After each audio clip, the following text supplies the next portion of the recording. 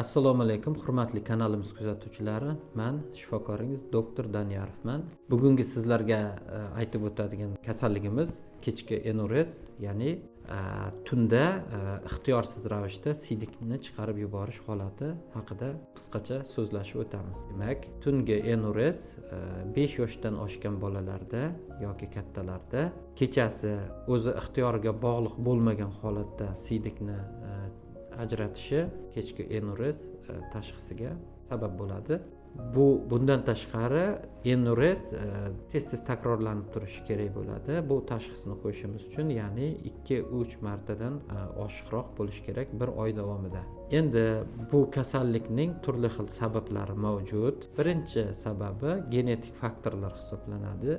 Ya'ni bu kasallikka chalingan bolalar yoki insonlarda o'sha qarindoshlarida, oila a'zolarida ham yoshligida mana shunday holatlar kuzatilgan bo'lishi mumkin. Ya'ni o'sha naslga bog'liq deyishimiz mumkin bu narsani.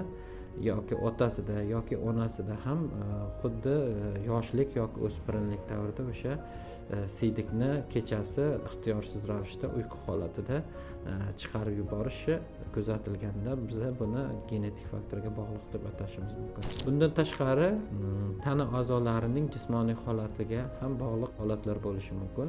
Agar insonni o'sha yoki bolani yoki o'smirni desak, siydik yo'llaridagi har xil defektlar, undan tashqari o'sha siydik qopini kichikligi yoki buyraklarda bo'ladigan turli xil anomaliyalar natijasida o'sha bolada yoki o'smirda kechki enuris holati kuzatilishi mumkin. Bundan tashqari ruhiy holatga bog'liq bo'lgan sabablar ham bo'lishi mumkin. Ruhiy holatga qachonki o'sha bola qattiq stress olganda, qattiq qo'rqqan paytlarida, tushkunlikka tushib qolgan paytlarda, depressiya holatiga tushgan holatlarda o'sha bolada kechasi enuris holati kuzatilishi mumkin.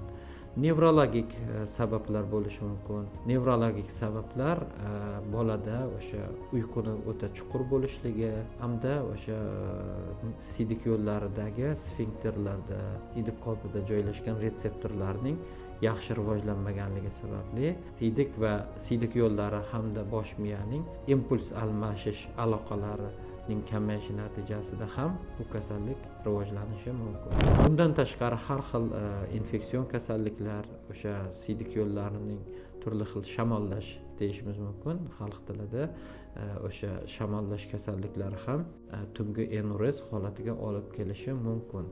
Endi bu juda ham ko'p uchraydigan hamda ota-onalarni tashvishga soladigan kasallik hisoblanadi. Bizi bemorlarimiz murojaat qilishganda ko'p eshitamiz, bolamda tunda siyib qo'yish kuzatiladi.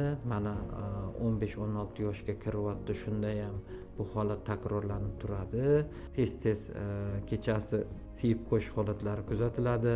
Bolam yaqinda o'qishga borish kerak yoki armiyaga borish kerak yoki turmushga berishim kerak. Shu kabi muammolar juda ham ko'p insonlarda uchraydi. Bu holatda nima qilamiz? Bu holatda eng avvalambor urolog, nefrolog, endokrinolog shifokorlarining ko'rigidan o'tishimiz kerak bo'ladi. Dastlab tekshirishlar siydik yo'llarining anatomik tuzilishini ko'rsatib beradigan barcha tekshiruvlardan o'tiladi.